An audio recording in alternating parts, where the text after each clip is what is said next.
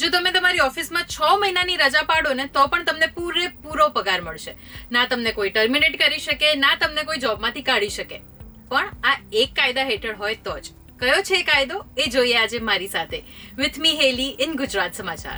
તો maternity benefit act 1961 under એક pregnant woman 26 વીકની રજા લઈ શકે છે ફોર ફર્સ્ટ 2 ચિલ્ડ્રન, અને ત્રીજા બાળકથી 12 વીકની રજા મળી શકે છે.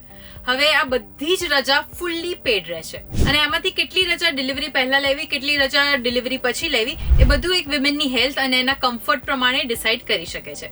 અને રીજોઇનિંગ પછી તમારી ઓફિસમાં જેટલી પણ તમને બ્રેક્સ મળતી હોય એમાં +2 બ્રેક્સ તમે લઈ શકો છો, જ્યાં સુધી તમારું બેબી 15 મહિનાનું થઈ જાય ત્યાં સુધી. Under section 9 of this act miscarriage અથવા તો મેડિકલ ટર્મિનેશન ઓફ પ્રેગ્નન્સી માટે 6 વીક સુધીની પેડ લીવ મળી શકે છે.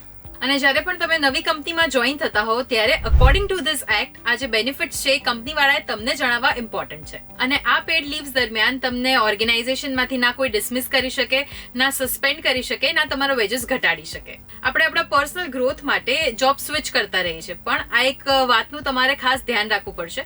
આ જે બધા બેનિફિટ્સ મેં તમને કહ્યા એ તમને તો જ મળી શકશે જો તમે એક પર્ટિક્યુલર ઓર્ગેનાઇઝેશનની સાથે મિનિમમ 160 દિવસ સુધી જોડાયેલા હશો, નહીં તો તમને આ બેનિફિટ્સ નહીં મળી શકે. આ સિવાય પણ બીજા ઘણા બધા એવા પોઈન્ટ્સ છે જે એક એમ્પ્લોયી અને એક એમ્પ્લોયર બંનેને ધ્યાનમાં રાખવા ખૂબ જરૂરી છે. તો આના સિવાય જો તમને ડિટેલમાં વધારે ઇન્ફોર્મેશન જોઈતી હોય તો તમે આ જે PDF છે એ વાંચી શકો છો. અને આવા જ ઇન્ફોર્મેટિવ ન્યૂઝ માટે જોતા રહો gujaratsamachar.com.